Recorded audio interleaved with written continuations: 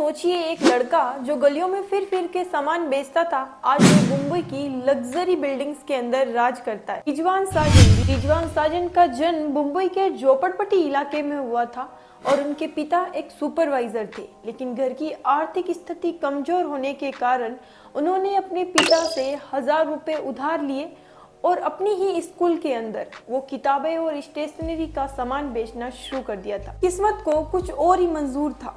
16 साल की कम उम्र में ही रिजवान के पिता का देहांत हो गया और इतनी कम उम्र में पिता का देहांत हो जाने की वजह से उन्हें अपनी पढ़ाई बीच में ही छोड़नी पड़ी थी और परिवार की पूरी जिम्मेदारी उनके ऊपर आ गई।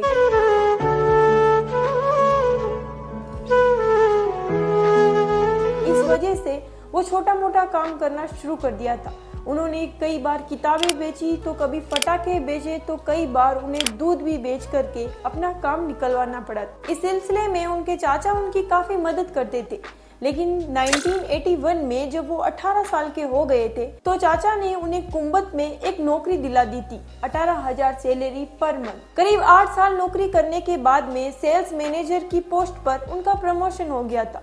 लेकिन 1990 में गेल वॉर के कारण उन्हें वापस आना पड़ा था और इसके बाद वो फिर से नौकरी की तलाश में यहाँ वहाँ भटकने लगे और इसी बीच में उन्हें दुबई से एक कॉल आता है जॉब ऑफर के लिए। उन्हें वहाँ पर हार्डवेयर स्टोर में काम करना था जो कि बिल्डिंग सहित कई तरह के बिजनेस करती थी। बिजनेस को अच्छी तरह समझने के बाद में रिजवान ने इस नौकरी को छोड़ दिया था और फिर उन्होंने खुद का बिजनेस स्टार्ट करने का एक फैसला किया था।